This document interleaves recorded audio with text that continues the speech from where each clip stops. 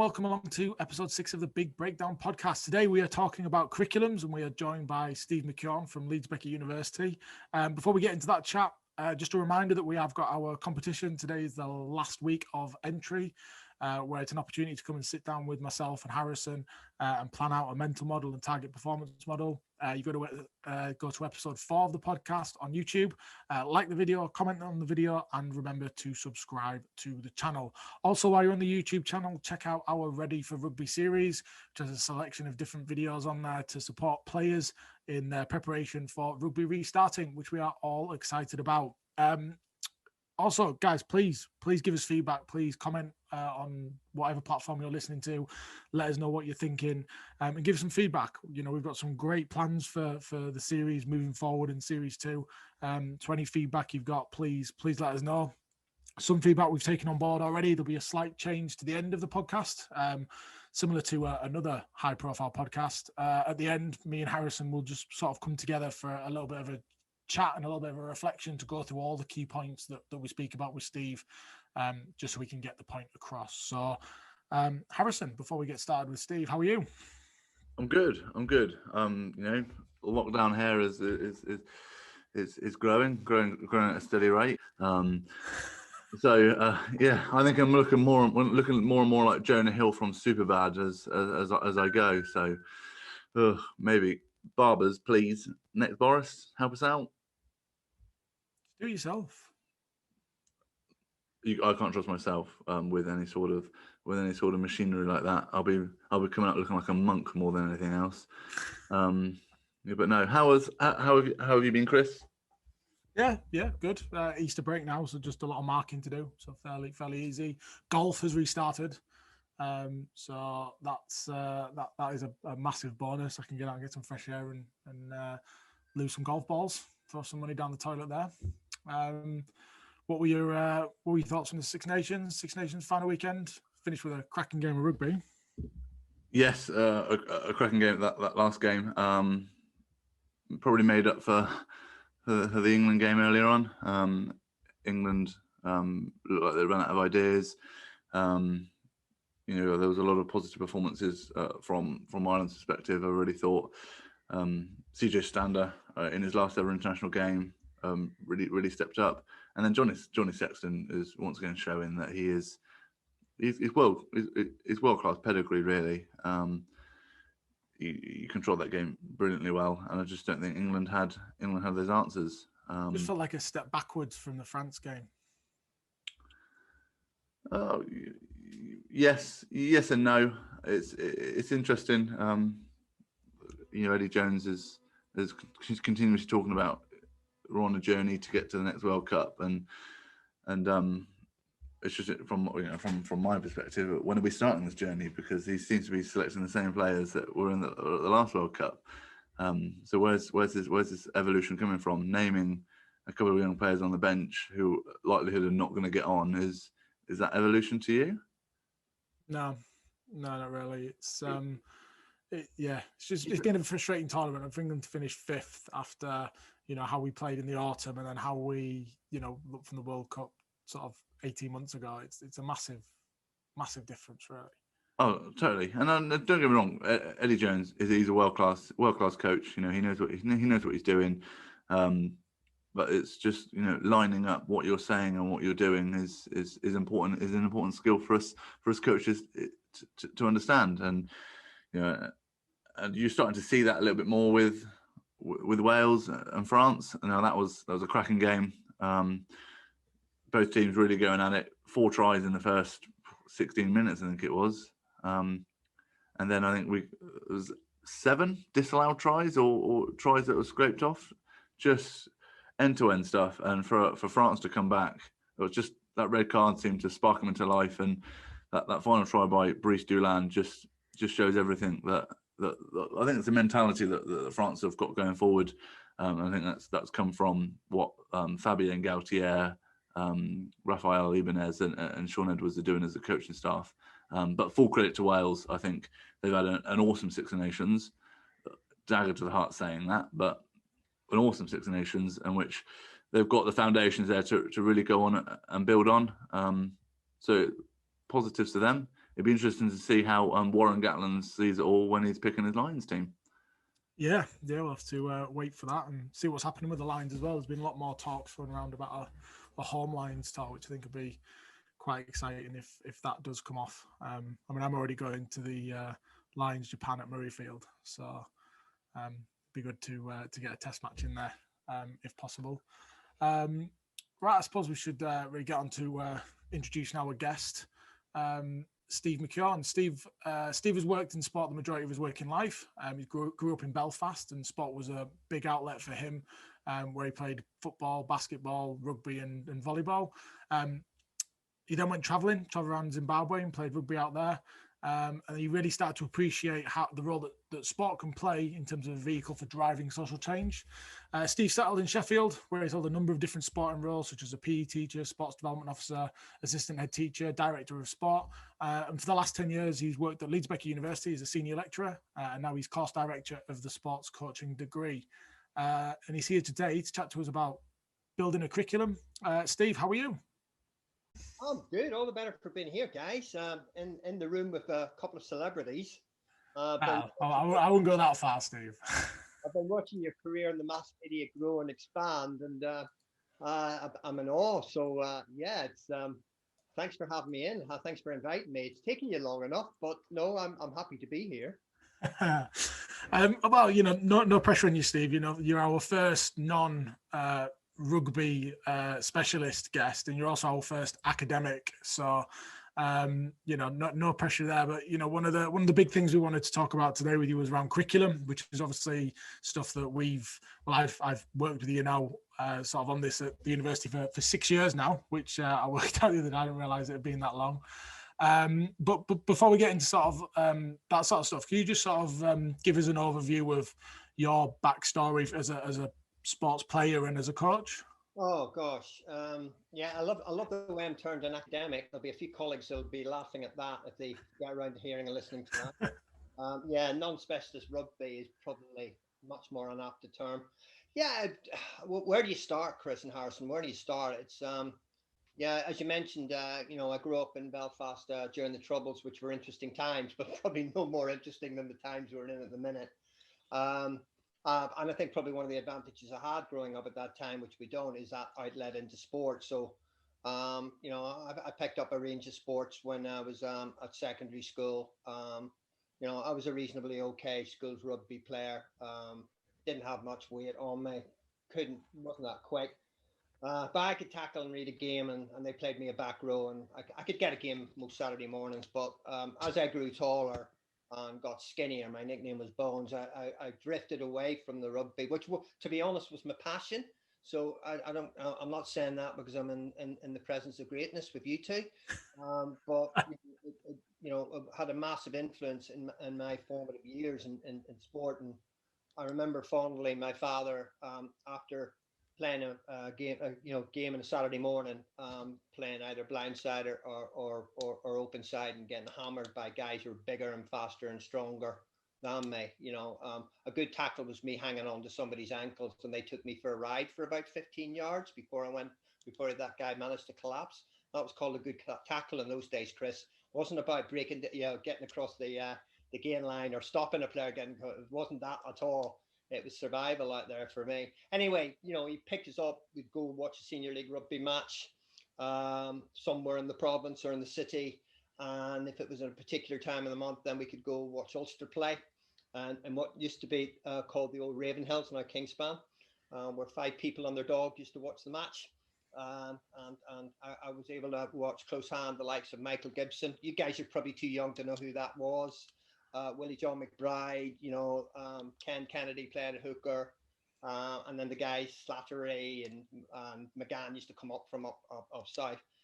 And then on to the football in the afternoon, so the second half, when football had floodlights and rugby didn't in those days, just showing my age. And those were great times. And I kind of realized that I was going to get into sport. And as I said, I drifted more into basketball.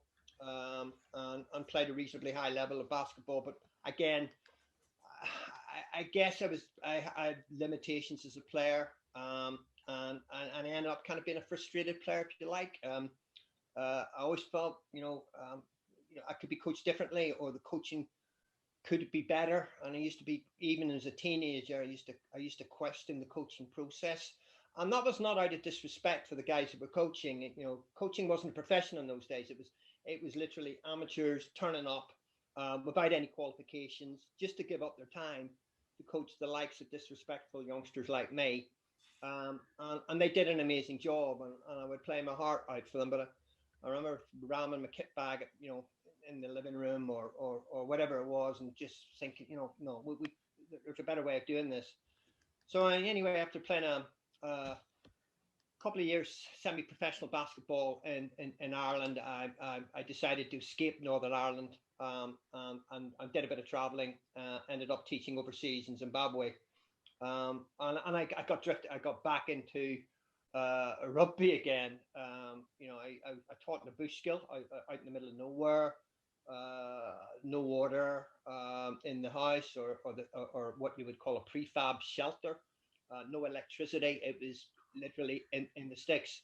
And again, my outlet had to be sport. So on the Friday evening, packed my bags, hitched out of the bush, literally. Managed to get a lift or the occasional bus, which went along the dust tracks, went into the tarred road, and took me into the town of Mckeon, which is the I think it's the southernmost major town in Zimbabwe before you hit the Cape, the South African border. And I fell into a lot with a bunch of rugby guys who played out of Mckeon town. Really, really interesting dynamic, that team. It wasn't long after independence. It was probably mid-80s it was. So, guys who were passionate about rugby but came from completely different sections of the community. As I said, it was just after the War of Independence. So we had white Zimbabweans, formerly Rhodesians, playing in the team against black Zimbabweans who some of them actually fought on the other side of the war. And yet, coming together 5-6 years later, form a rugby team, incredible. And then we had, guys from elsewhere in Zimbabwe, the colored population, as they're known for mixed race, and expatriates like me. There was a couple of Irish, Welsh guy, we were a mixed match, but it was good fun. And I learned a hell of a lot about just team dynamics and bringing a team together, and how, despite differences and backgrounds and major conflict, which struck a chord from where I came from, obviously, as well. It left a mark on me. And then on the Sunday, I used to go into the township, which was, even in those days, pretty much black only, and played volleyball on the tarmac with the township kids. And half them would be playing volleyball with these incredible jumps and totally athletic in their bare feet, and it was a privileged position to be in, that Zimbabwean experience, because being an expat, I had access to all shades of the community. Nobody was judging it. There was an element of trust. And it was a pretty formative time in my life. And then obviously I got fed up traveling and came home, and I kind of made a conscious decision from there. Then my playing career was not really going to go anywhere in any sport, to be honest. So I thought I'd pick up coaching, and I got a qualification in physical education at Bedford College. Picked up quite a few coaching badges, including union, league, basketball, volleyball, athletics, so forth and so on. And then just started coaching when I had the opportunity to do so. Never returned to Northern Ireland after that. I settled in Sheffield. I had a brief sojourn in Leeds when I was an advisory teacher for physical education in North Yorkshire. But I've drifted through a number of jobs, including PE teacher, advisory teacher, sports development officer, assistant head teacher in a specialist sports college, and then eventually ended up at Leeds Beckett as a senior lecturer, covering a maternity leave for 6 months, and ended up director, as you know, of the sports coaching course. And that's about, so I've been at probably Leeds Beckett now about 10 years now. So that's kind of, is that enough? That's when you tell the story, you feel, oh God, I'm old. You know what I mean? It's experience, isn't it, Steve? And I can see you guys, your eyes starting to shut. It's I think similar to Chris, is a lot of this is it's just amazing to hear, because you can see how sport has really kind of shaped your life, and how and just hearing you now, you're still an avid fan of the sports that you're interested in. So, it was certainly some interesting things there. So in terms of that Zimbabwe experience, how much of that kind of like impacted your transition into coaching when you did finish your travels? And do you think it still impacts you a little bit now in terms of the experiences you built there? Yeah, 100%. I think, as much as Harrison is about the teaching as well, I was literally, working in a bush school, and these guys lived in the invisible mud huts. Some of them would run maybe 9-10 kilometers to get to school and back. They were fit. They were really fit. Others literally paddled across a lake where there were crocodiles. I'm not exaggerating. I know I'm prone to stretching stories, but there was genuine wildlife. I saw hippo and crocodile less. And this is not a game park, by the way. This is just out in the communal bush areas. There's a story about a true story, which I will not bore you with now, about my first rural school. The maths teacher being eaten by a crocodile. I'm not. It's a bit comical, but it's true. Before I arrived, in fact, I was replacing the poor unfortunate colleague, if you like, that passed away in the teeth of a crocodile. So yeah, it was quite, it was certainly culturally challenging, that's to say the least.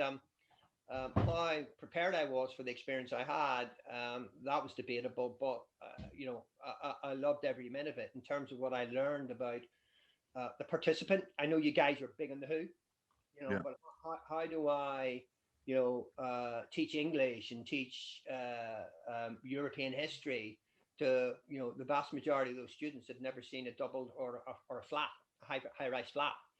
And there's about 3, 4, 5 vehicles, motorized vehicles in about a 20-kilometer area.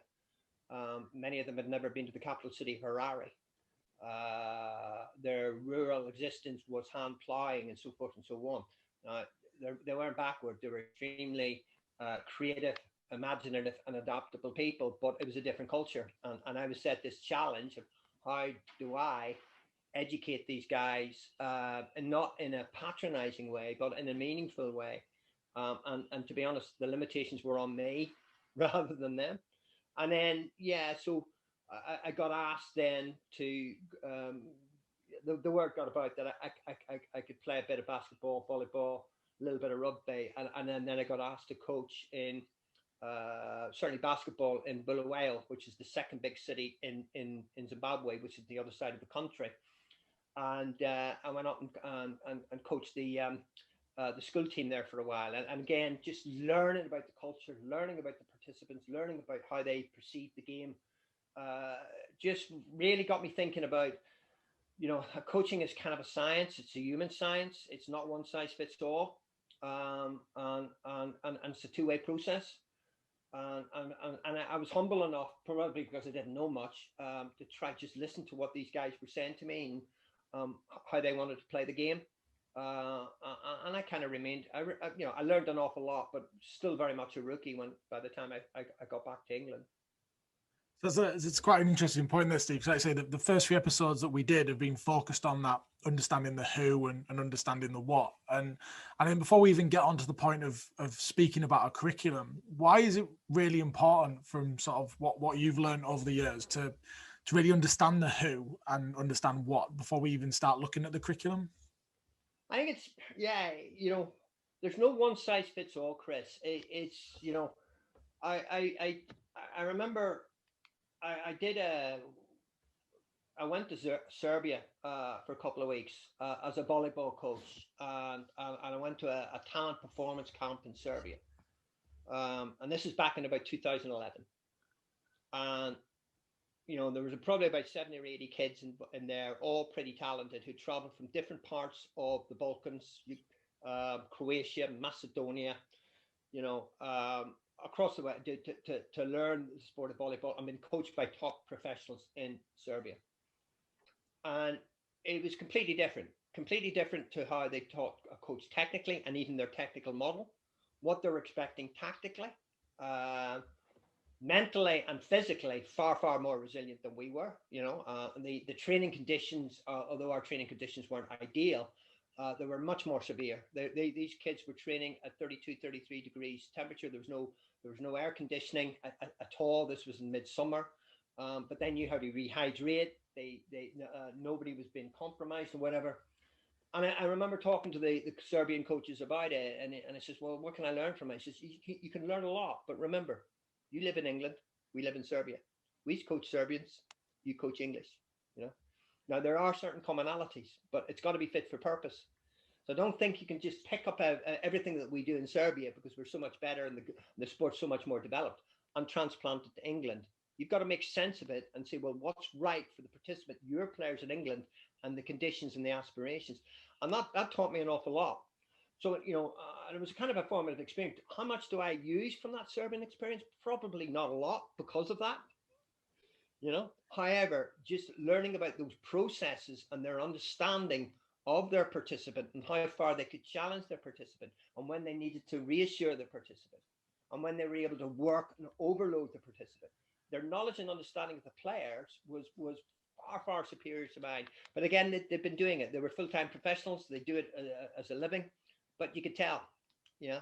So it's pretty insightful. And if I go back to my Zimbabwean experience, when I was playing rugby, I love playing. It was a different game, Chris. For start, it was just, you were playing in 23, 24, 25 degrees, you know, and that was on a cold day, you know. It was a hard ground, you know. Even I looked fast on a hard ground, you know. So, and the ball was dry. So, you know, kick it. Well, why kick it? You know, you know, again, there was now a different model of how whether the players could articulate it in that way. It was just a different style of playing based on where you were and what the players want and how the players wanted to play. Does that make sense? Yeah, definitely, and that's sort of the key message that we spoke to, and it's something that Bob's spoken about a lot on the Masters. That what works for who in what circumstance and why is, you know, you've got to be able to adapt and be able to change based on what's going on in front of you. You can't just take one thing from one environment and think it's going to be a fix into another. Yeah, no, I'm unbelievable, and yeah, it's keeping that open-minded, and you know, even your very own training environment, you know, that changes from a Tuesday to Thursday. That changes into what sort of day your players have had. You know, that changes now in terms of how we come out of this pandemic. You know, so the environment is never ever fixed, never fixed. And you need to kind of be mindful of that. And that's not a threat. It's just the way it is. It shouldn't upset us. It's just there's an acceptance of where we're operating and how we're operating, and just making adaptations to it. But don't get stressed about it because you know what's the saying that we all use now? It is what it is. Yeah, no, definitely.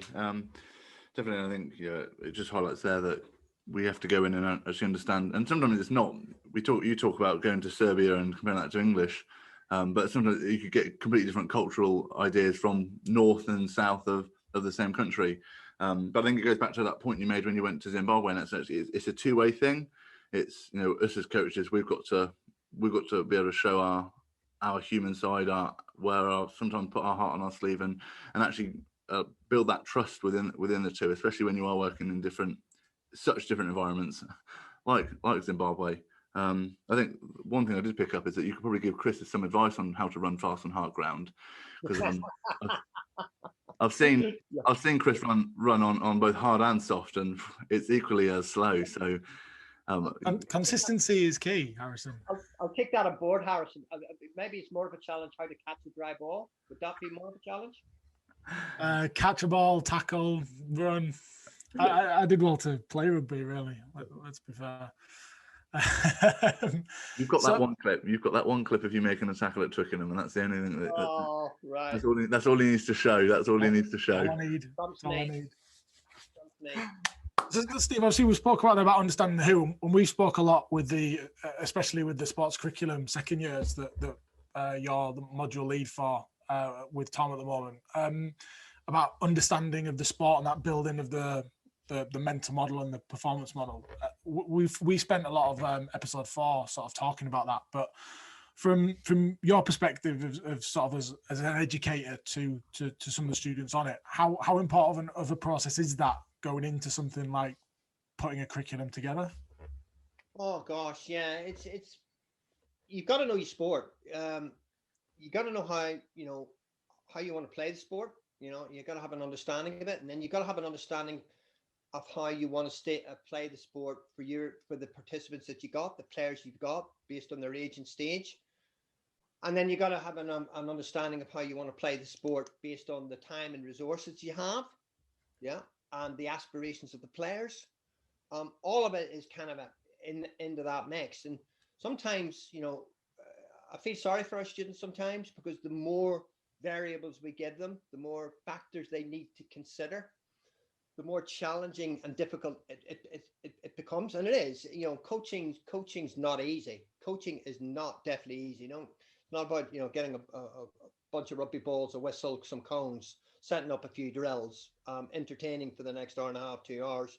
That's leadership. It's not coaching.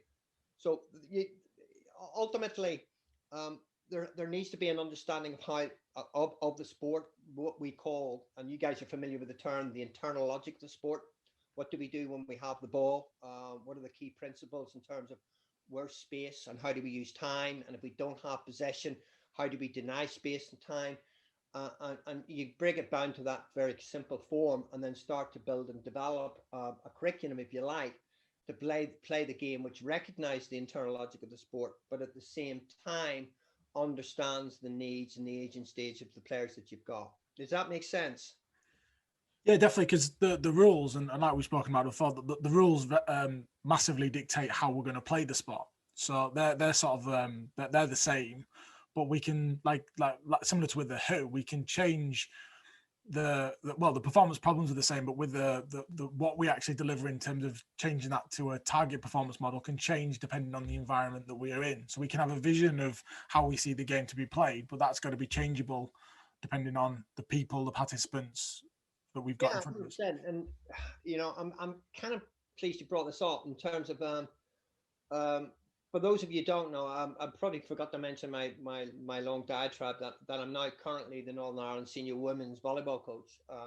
But I guess, inverted commas, I'm teaching at national, international level, although our rankings are pretty low, but that's where we are. It's all intents and purposes, national, international. But I see myself more of a kind of a development coach, and working with youngsters, working with juniors, it's slightly different, because you're saying, if I'm working with the senior levels, I'm working with this national team currently, what I try to do is develop a curriculum, what we call a target performance model, which optimizes performance. How do we structure the game tactically? What do we need from a technical perspective? What would be the movement demands of playing this game? What would be the mental challenges, the mental demand? And you put together the curriculum, and you've got one sole purpose, is to get these guys in their mid-20s and early 30s to play the best game possible as a team. To me, it's a different ball game when you're working with 15, 16-year-olds. When I was working with the England under-17 programs and England under-19 programs, again in volleyball, they would ask me, well, why are you coaching us? Why are you getting them to play in this way? Why have you adopted the system? Because they'd say quite clearly, the guys are not good at it. They don't play the system very, very well. They don't pass that well. They don't use the net as well as and if you played another system. And my response is, it's because they don't play this very well that we do it. My objective is not here to talented identify a national team for Saturday to win. I'm looking to develop all-round players that will eventually make into the national team or play professional. So my job then with these guys is to produce a curriculum, if you like, which exposes them to different ways of playing, which allows them, gives them the opportunity to acquire and develop different techniques, to understand the key movements of the game, and when they can be adopted and played, and also then to understand the kind of the mental demands. And if that means we play different systems, if that means players play out of position just to understand the game, so I put a wing 3/4. Apologies if I get the wrong examples here, guys, but I want my back three to rotate. I want my 9 and 10 to be able to play. I'm going back a bit. Austin Healy could play the whole back line. Just an amazing player. I want those all-rounded players, and that means I'm going to produce a kind of curriculum sometimes which is not totally aligned, but challenges. And that I think is important. It's not purely, depending on the age and stage, purely about optimizing performance. Does that make sense, guys? I usually get a lot of comeback on that. Yeah, no, I think it goes back to a key phrase that we've discussed many times throughout the podcast. Is that starting with the end in mind? And actually, I think you and I have had discussions before, Steve, in which you suggested that we can almost got an example in our head of where we want them to get to, and actually that's starting with the end in mind. And actually, we can break down that process along the way, and actually we can go to a week by week schedule, or to a month by month, or maybe year by year, depending on where they are in terms of their age stage. Yeah. No, it's sorry, I interrupted. Go on, Harrison. No, so I was just going to ask a question. Is that the kind of process that you kind of went with in terms of when you were dealing with those youth volleyball players? Even yes and no. Probably even more complex than that. If I'm looking at the under 17s and I'm looking, right, they're 16, 15, 16. And then I'm thinking, all right, when are they going to peak? Not dissimilar to rugby, 27, 28, 29. Maybe in the 30s these days in terms of good periodization of training, being looked after, that these guys are going to make a professional. And this is the real challenge for a development coach. So there's 9-10 years before they optimize. So what's the game going to be like played in 10 years time? What would be the key rule changes you're going to make? What would be the physical challenges demand?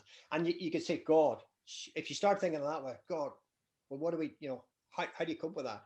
But there's your end game.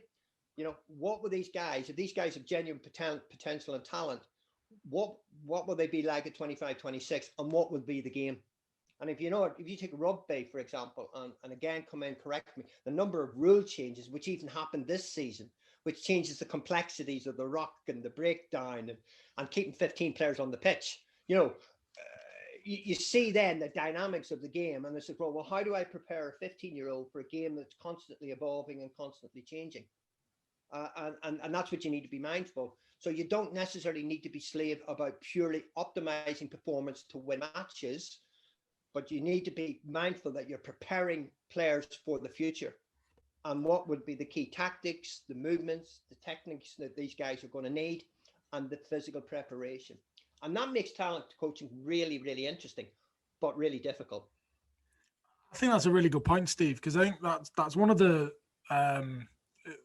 with youth sport, especially with the emphasis of weekly fixtures. And I know that's something that's big in rugby, is teams feel obsessed to play every week, that then they're focusing on that as a development tool, when actually there's so much more that we can do on the training pitch, that have got a list of objectives that we've established for the whole season that we could get to, which would then allow the players to have these skills when they get to become an adult. And that should be our aim as a youth coach anyway, is to make sure the players have the skills, because we know from a rugby perspective, and Andy Plywood touched on this in the last episode that we had, is that the principles of play of rugby around goal forward support, continuity, pressure, they're always going to be the same, but the rules on how you approach each of them are what's going to change. So we need to be giving the players them experiences of what potentially that could be like in 10 years, and can they then react to that to make them better at action decision makers. Yeah, 100%. Yeah, 100%. And it's, it becomes very interesting, to be honest, and you don't always get it right. But if you have that mindful, and if you're working in an environment which allows you to do that, I would have as a national coach certain targets. You will come third in what we call our NEBSA, which is Northern European Zone Volleyball Association, where we play the Scandinavian countries. And I'm going, okay, but I don't know what the Swedes are doing. I don't know what the Finnish are doing. I know what we're doing. Okay, we'll do our best. But probably a more viable target for me is, out of this current squad, how many do you think is going to make senior professional? And there's my key performance indicators. Now, if we win a few matches on the way, brilliant. If we win a tournament or get placed, absolutely fine. But it's about those producing and those developing players. And, I would deliberately go and see tournaments where I know we're going to get beaten. Not beaten badly, but we're going to get beaten. But while we're getting beaten, we're learning. And if I can then encapsulate maybe 10, 15 minutes of a match where we're genuinely competitive, there's a win for me. They're under pressure. They're taking on the mental challenges of the game. You know, they're not backing down. They're making right decisions.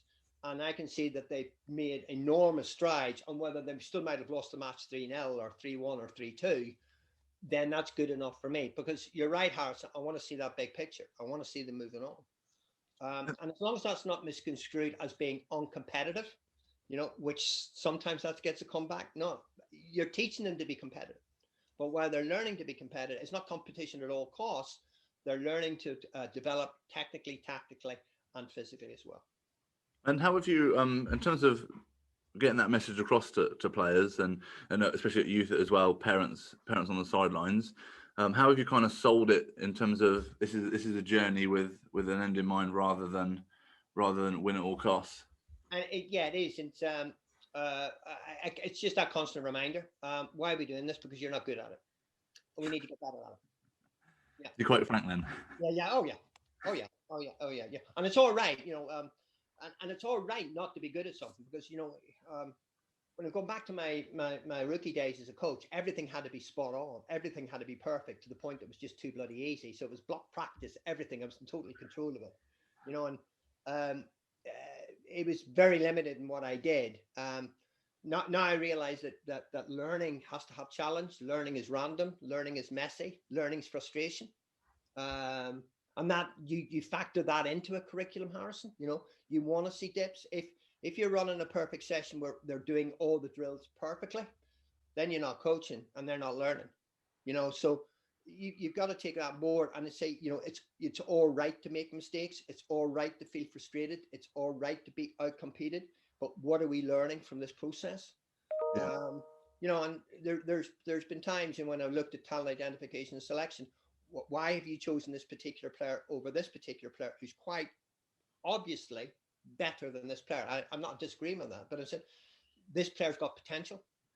This player, I believe, and with my judgment and the testing we've done, I think could go further than that player, and that's a call you make. But then you impress on the player and the parents that it's a journey.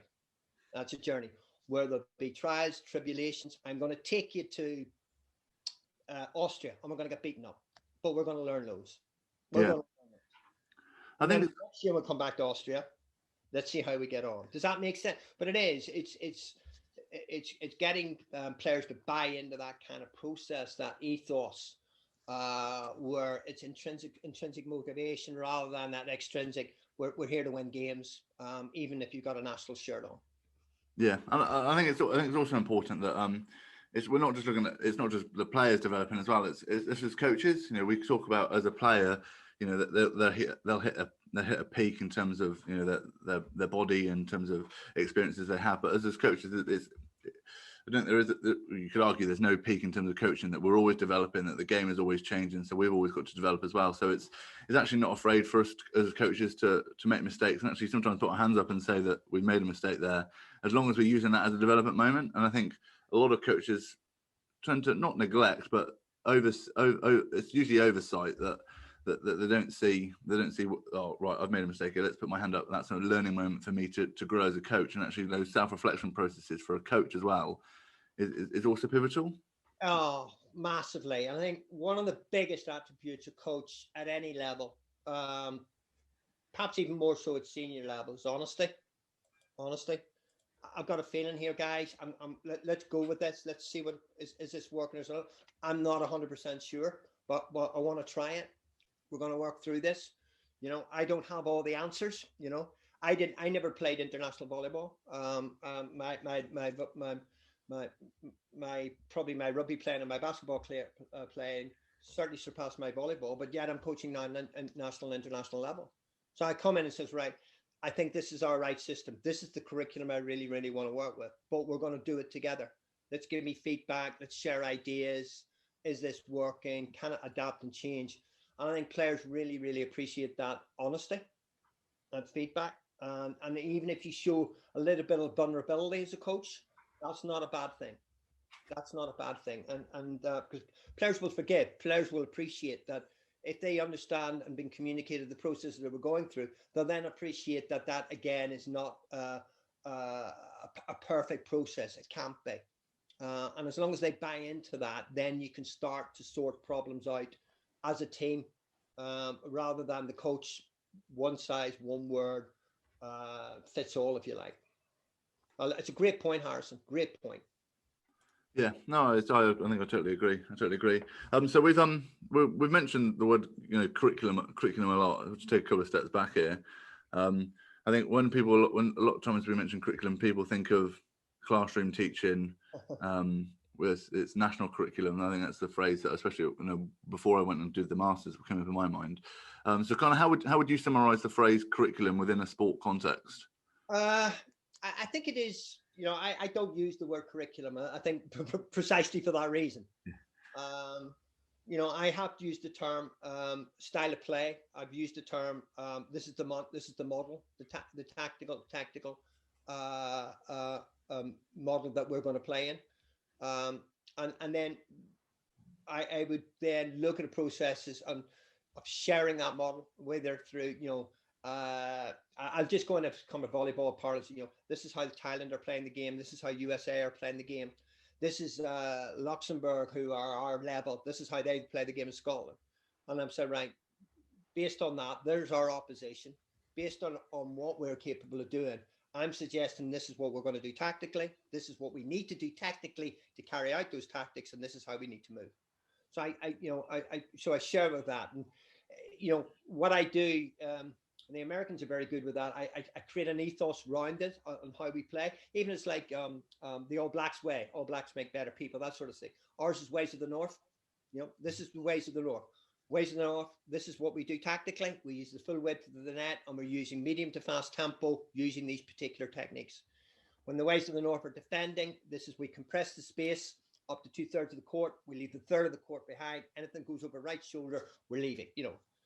This is what we're doing when we make mistakes. These are the mental protocols that we use, and it's all associated with the ways of the North. We have a logo, we use that language, and we create that ethos around that curriculum, that program.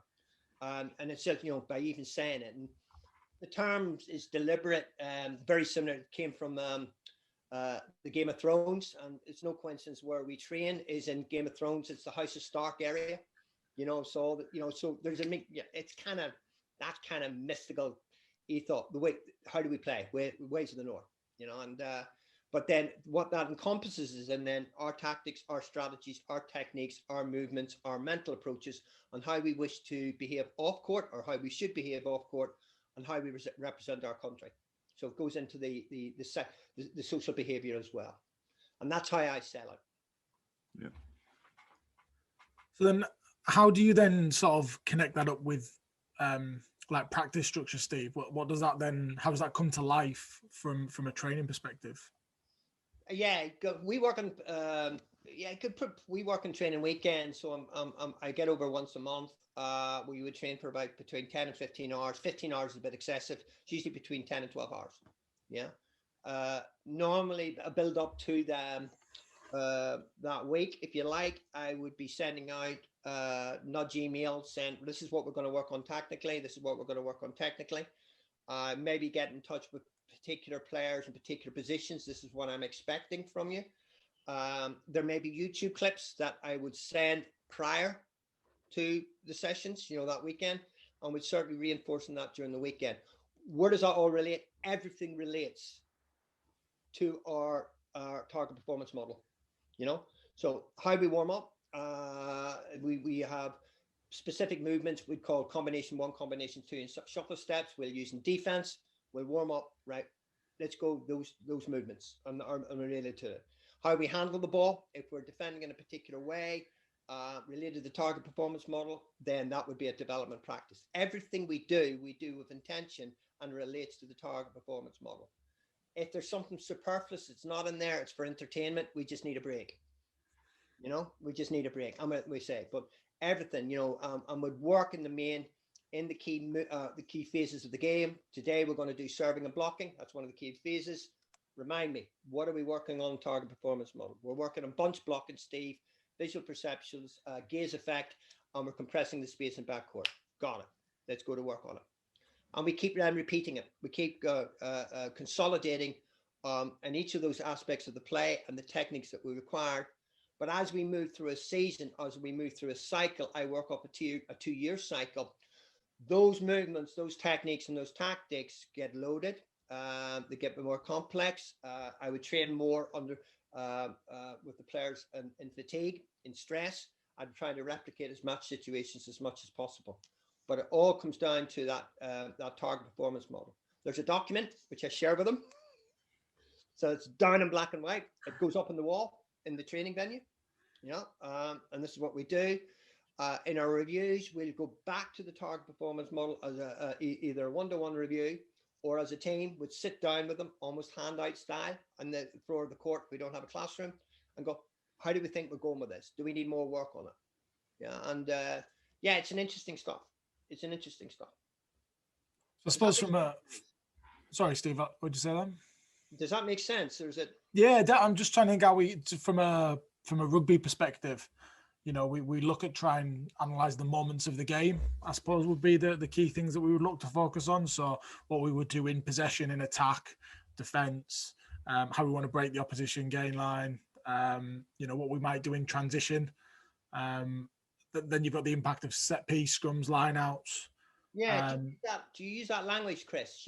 What are we doing? What are we doing in transition? Do you have a common language? And I think sometimes that's really, really important.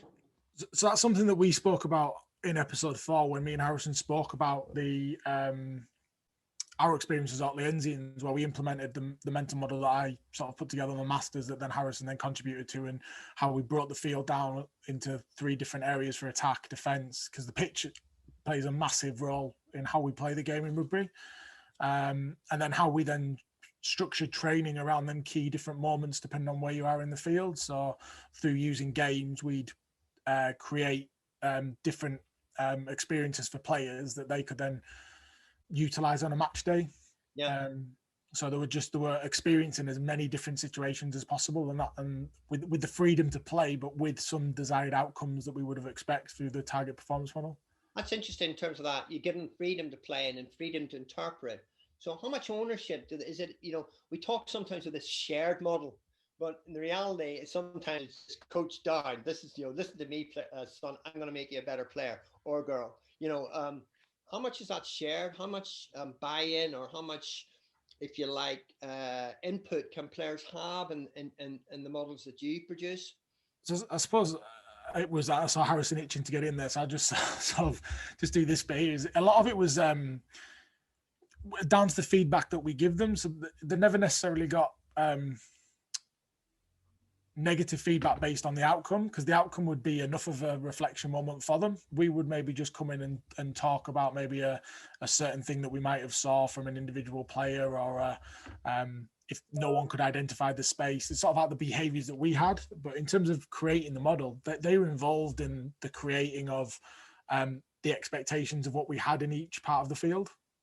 And that's what we spoke about in episode 4, wasn't it, Harrison? Yeah, so I think from my perspective, and what weighed heavily with my mental model was that idea around risk and reward. And actually, depending on where we're on the pitch and whether we're in attack, defence, what I wanted to get across to the players, and we did this myself and Chris and Stephen Quinn. It was them understanding that we're on our own try line.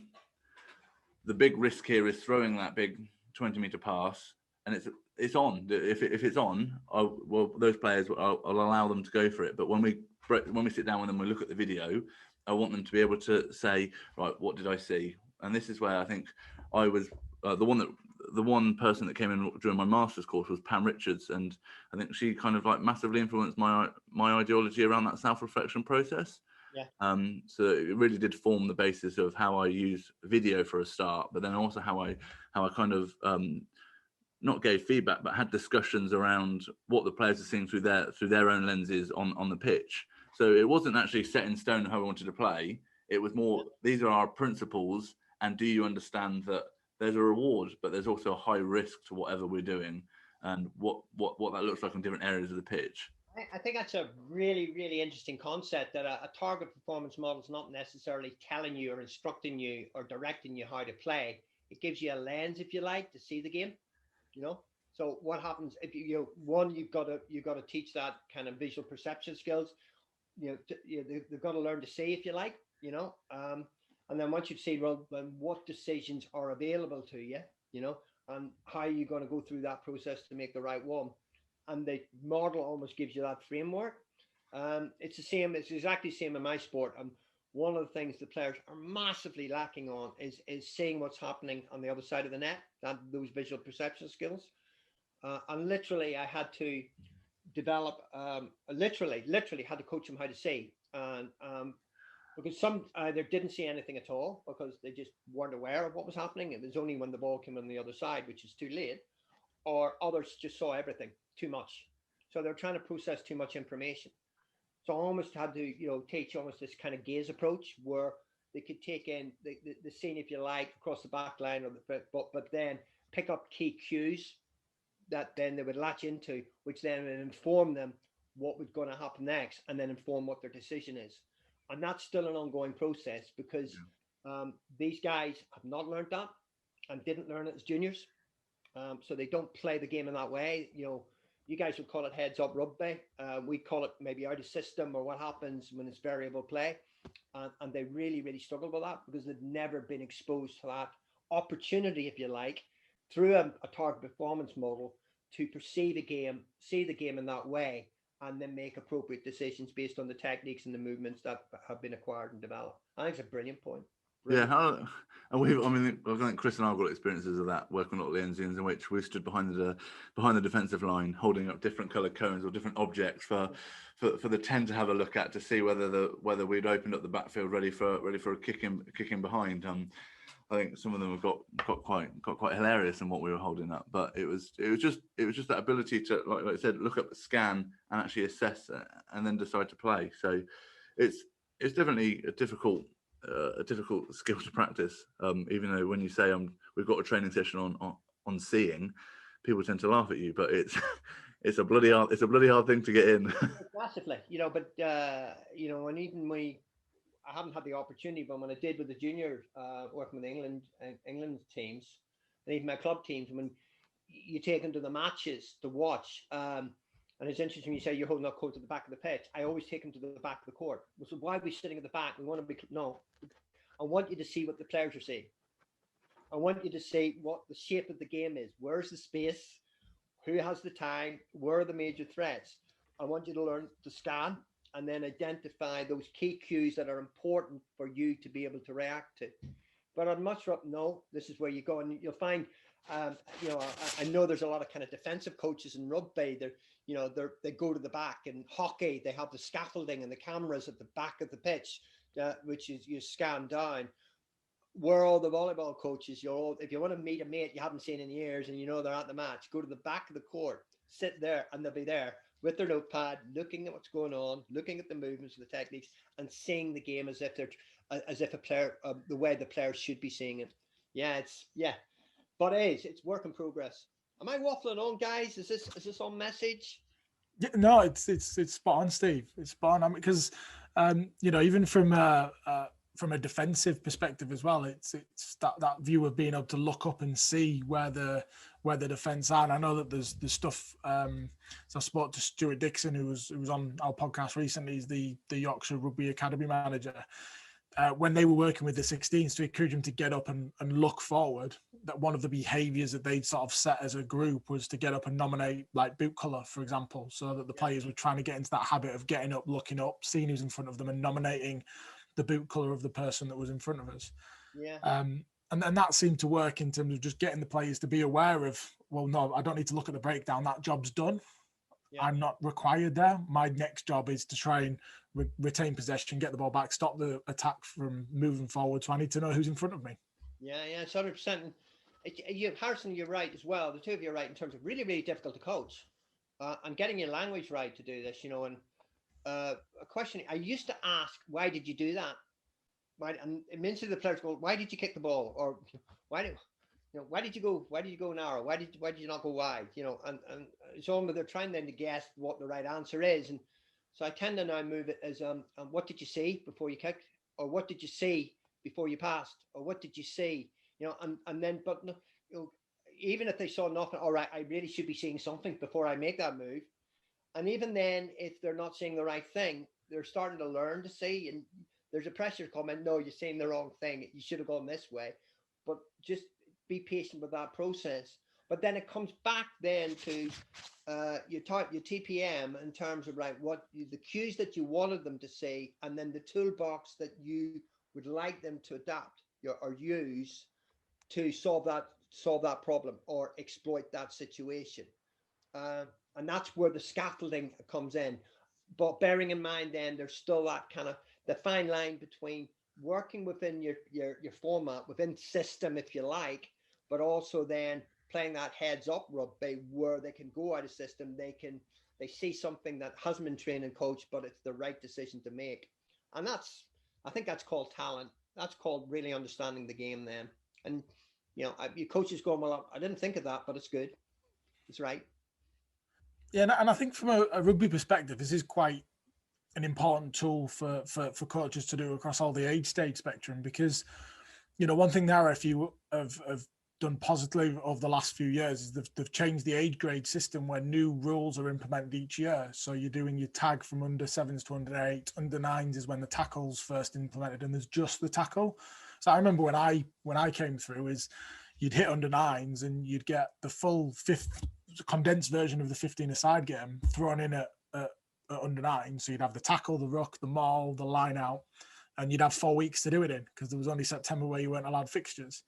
When they realised that was not the right approach, they've stripped that back now. So each year something new of the game's implemented. Yeah. So it's a perfect opportunity for coaches to really plan a long season based on how they can structure certain things and allow the players to explore things to really become fully aware of that particular element of the game. Yeah, and I think you got it, because it's a target performance model with emphasis on player development. Yeah, rather than winning. Definitely, because if you only under 9s now have to worry about the tackle, there's no ruck. It's just a one player. That's where you can focus. The principles of play are still the same: go forward, support, continuity, pressure. We just have to worry about the tackles. We can get the offload in. We can move the ball around a little bit more. You can still play some really good, exciting rugby and focusing on some of the key principles of attack and key principles of defence, not having to worry about the more technical elements, which take your attention focus elsewhere. It's so easy, isn't it, when you talk about it? It's putting into practice. Yeah, putting into practice is a lot harder. So I suppose just on that then, Steve, just what would your advice be to a coach that's listened to this and gone, I really like the idea of this? What would your advice be for them sort of moving forward to implement it, ready for the sport restarting? Because I think a lot of the stuff we spoke about isn't just rugby specific, is it? It can be used across all the different sport types.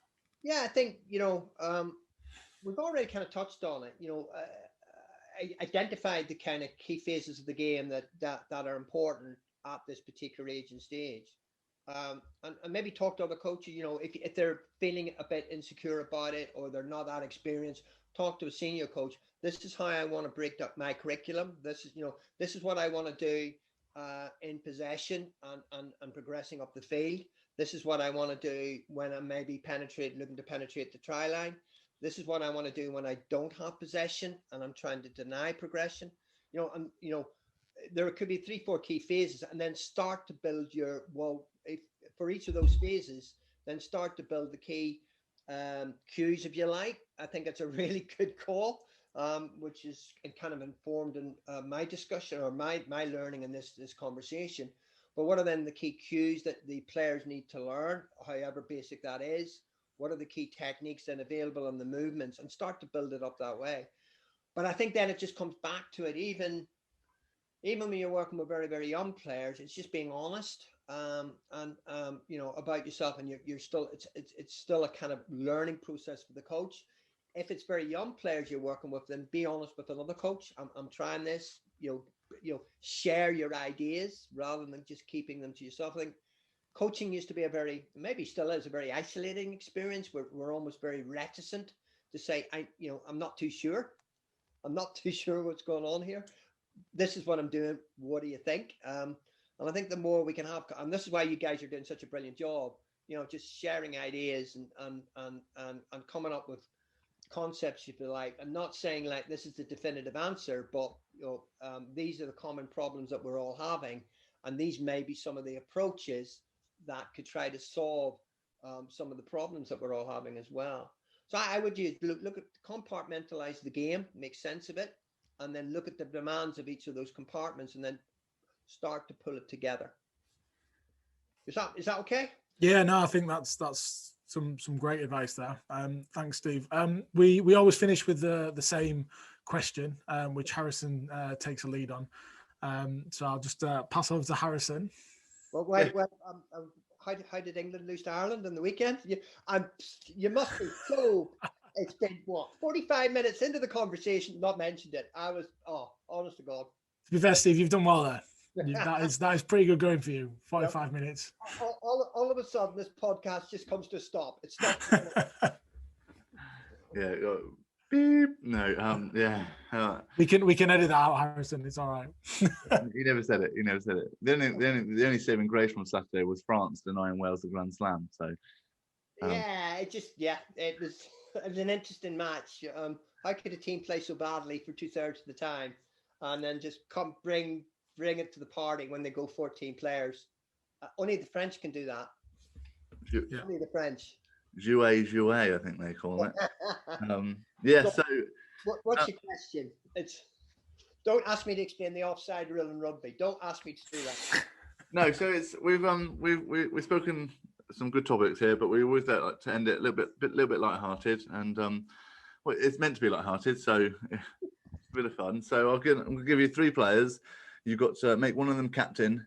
You've got to put one of them on the bench, and then you've got to get rid of him. You can't have him in your squad at all. Okay. And of course, I remember you did this with. I remember this question. So we've of course we're going to go with Ireland. We're going to go with legends of Irish rugby. So I've got the first one I'll give you is Keith Wood. Okay. The second one I'll give you is Ronan O'Gara. Okay. And to make it a little bit more difficult, I'm going to give you Jonathan Sexton. Okay. So there are your 3. Let's you can take your time to answer. No, I think obviously we need all 3 are leaders, but who was the best leader out of those 3? Probably, Sexton is work in progress as a leadership. I always think sometimes making you 10 a leader, they're taking on so many decisions and whatever, and trying to communicate with pack is difficult. As well as then with 9, it's such a complex position to play. Both O'Gara and Sexton played it so well, but we need a leader on that team. So I would definitely be go in there as 2, and then could be pretty dynamic as on the loose. Line out throwing was a bit FA, but we'll live with that. Okay. If you put Best in there, it would have been a no-brainer. But then that's probably me showing my Ulster prejudice. So Wood, and then I think it's probably an easy one for me. O'Gara, could kick a ball. He was steady. Could run a back line, but Sexton offers something different. He's pretty dynamic. His kicking game's as good, if not better, as O'Gara now. He can run the ball. Really looking forward to maybe seeing him play in the Lions again as last swing, although Finn Russell may edge him to that if they can kind of contain him in some way. So and then I always went the last Lions tour. I really like the combination of Sexton and Farrell as inside centre. Really thought it was interesting, and there may be an opportunity to see that again. But we're talking Ireland. So O'Gara on the bench. Thanks, but no thanks. Well done, sir. I'd stick with Woods and Sexton. Yeah, so I've got Woods as captain, Sexton on the bench, and O'Gara is Sexton. Sexton playing 10, or on the bench. Oh no, see, one of them's captain, one of them's on the bench, and then one of them's gone. One of them's gone. Oh my God. No, it's got to be Sexton then. Got to be Sexton.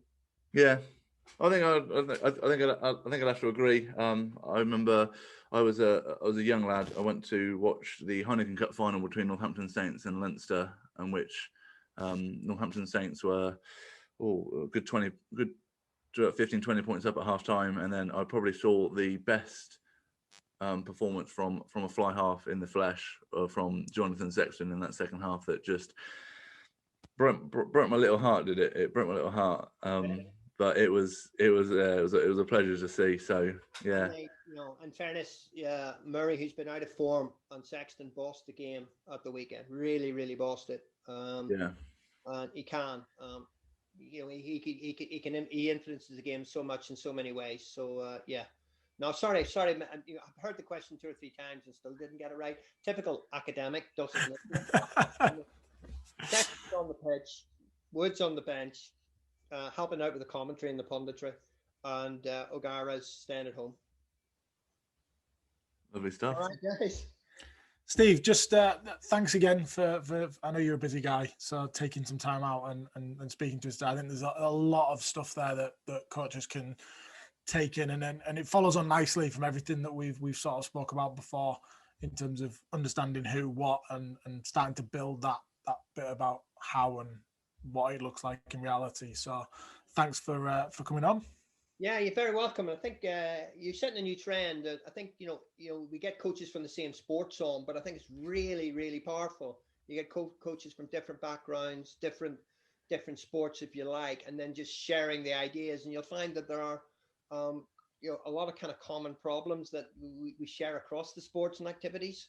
And yeah, we can always learn from each other. And I've enjoyed it. I've had a ball. Saves me doing assessing and marking. But it's been good. It's been good, guys, and I've learned a bit as well. It's really good. Keep up the good work. Lovely. Thank you very much. Yeah, all the best. Yeah. So thanks for listening, everyone. Don't forget to listen to our check us out on our social media at Big Breakdown HQ on Twitter, Instagram, and Facebook, and we'll see you next time.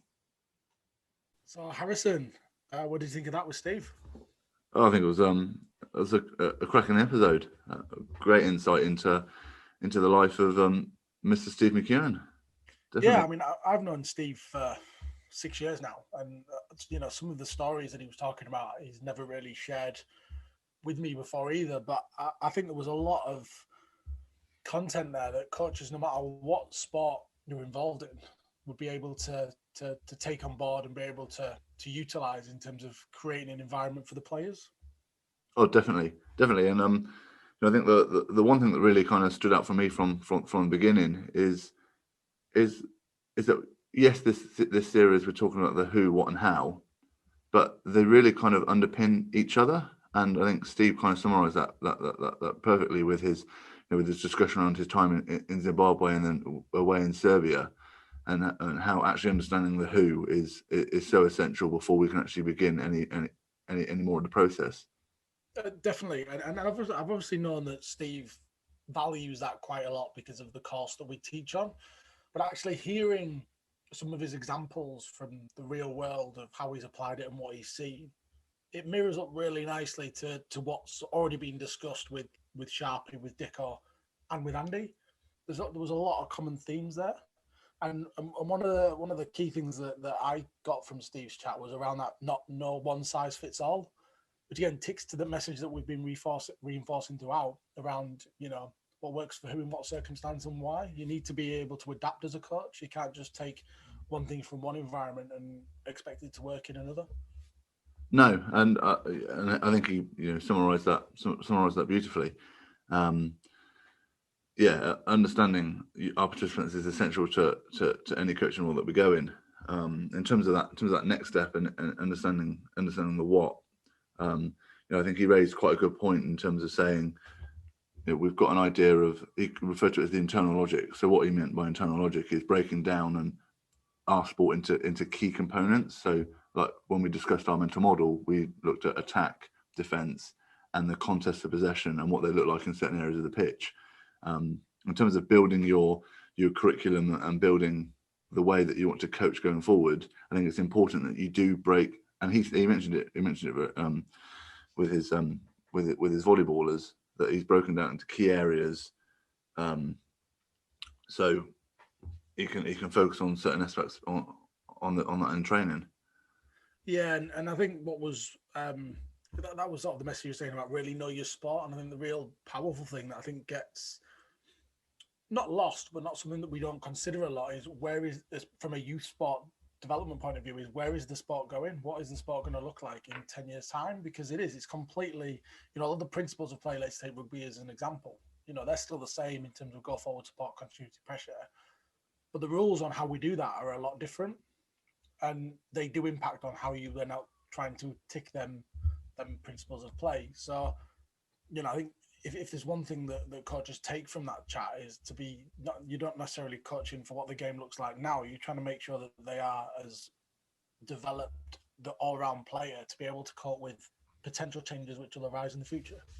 Yeah, and it does raise a good point, because there's a good academic paper on serial winning coaches, and one of the key things that they mention within that paper is a serial winning coach is able to look forward to potential rule changes and implement them at an earlier stage to prepare the participants for that. So it was a very good point raised by Mr. McKeown.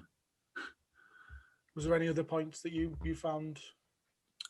I think it was good that we were speaking to someone who has found his expertise elsewhere, and I think the one thing that really kind of like connected with me is that thing around looking over the net in his volleyball, and actually, that's a skill that we've tried to apply in our own coaching context. Trying to get those players to scan what's happening on the other side of the net and then react and provide the required skill to be able to do that. And I think he provided a good example of how he kind of like wants to see the game as a coach, standing behind the court and actually looking at what the players can see as well. And we of course we provided the example of what we stood behind the defensive line providing cones when another coach has stood behind the attacking line, trying to see what that player is seeing. And I think that just raises a very good point, in that us as coaches, we can't see what the players are seeing, but if we can try and line up with their own lenses, it's never going to be perfect. Of course it's not, because we probably have a different tactical understanding than they do. However, it does bridge that gap to when it comes to feedback. Yeah, definitely, 100%. And I think that's hopeful. When we had the idea of putting this together, we've talked a lot of rugby, but there's a lot of the skills and stuff that we're talking about are relevant for all sports. Although there's the rugby focus, it's applicable, and even from volleyball to rugby, that there was a lot of similarity between how we can operate as coaches. It's just obviously the outcome of what we're delivering is different.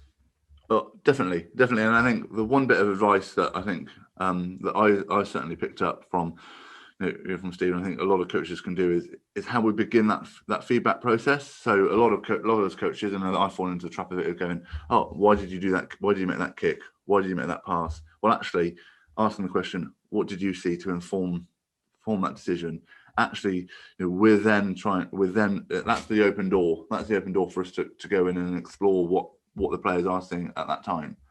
There's quite a lot of mileage there, actually, and I think that's definitely something to look at for the future around the language that we use as coaches. And I know, Adam Faulkner, who I coach with at West Park, he was one that sort of brought it to my attention around the language that we use and the types of questioning strategies that we use, and he thinks that there's a potential, paper to be written within it. So I think it's definitely a subject area that we can cover in the future. But I think one of the things that I got from Steve's chat was just about the different lenses, and how we need to approach each situation with a different view sometimes. And I just found it a really interesting chat. I've known Steve for 6 years now, and I got something from that. I got something from every guest, which I think is which is another reason why this nice little reflection at the end is quite good, because we go through so much good content in the hour chat that we have with them. It's good just to digest that and take some of the key bits, the key messages out there. Oh, afterwards. 100%. I'm with you on that. I've learned things from each guest that we've had on so far. I think the biggest takeaway from Steve's episode was that he managed to go 45 minutes, 50 minutes, without mentioning England versus Ireland at the weekend. So I think for me that was I'm glad he lasted that long. every time I see him in the sports reception, he's usually got some sort of comment, especially when Ireland have beaten England or Ireland are just generally doing well. And, you know, if no one really gets anything from that episode, at least we've exposed, and for those who watch on YouTube, exposed the chair that he owns and does all of his teaching in to the world, if anything. No, another good episode, I think. Just a reminder, you've got 7 days now. So on Wednesday, the 7th of April, our first competition will close. And we will draw that in episode 7 in 2 weeks' time. Until then, we'll see you next time.